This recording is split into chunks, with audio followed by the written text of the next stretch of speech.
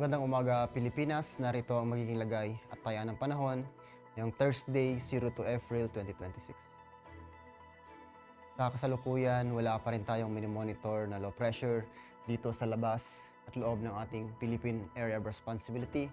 Samantala, ang northeasterly wind flow naman ang nakaka-apekto dito sa extreme northern Luzon, particular na sa Batanes area.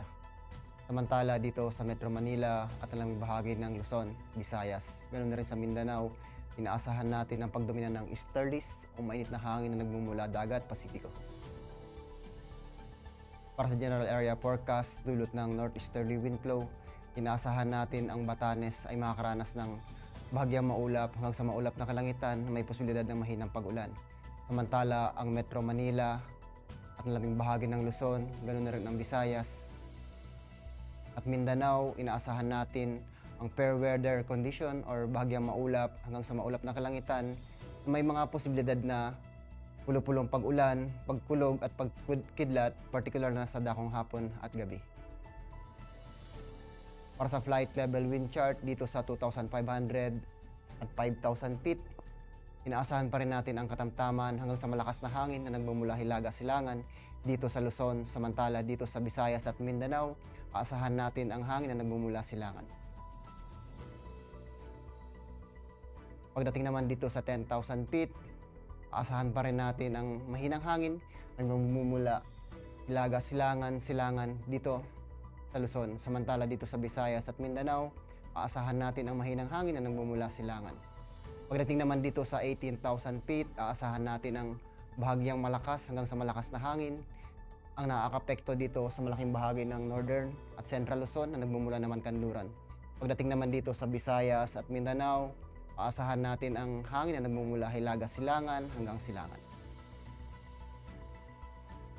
Ang impact nito sa flight operation, particular dito sa Batanes, aasahan natin ang northeasterly flow, bringing moderate strong wind and light rains. Ang impact nito sa rotary, aasahan natin ang crosswind and wind gusts that may restrict aircraft takeoff, landing, and hovering maneuver exercise.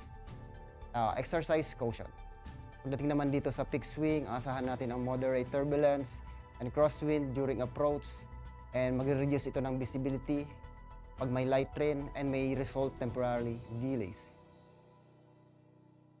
Para naman sa Metro Manila at alaming bahagi ng ating bansa, dulot ng easterlies, aasahan natin ang warm and humid air from the Pacific, enhancing convective activity or tinatawag natin na localized thunderstorm.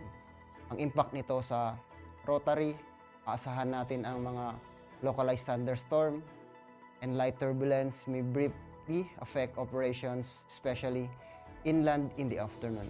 Pagdating naman dito sa fixed wing, aasahan natin na generally fair weather with possible isolated sea breeze causing short-term delays or turbulence.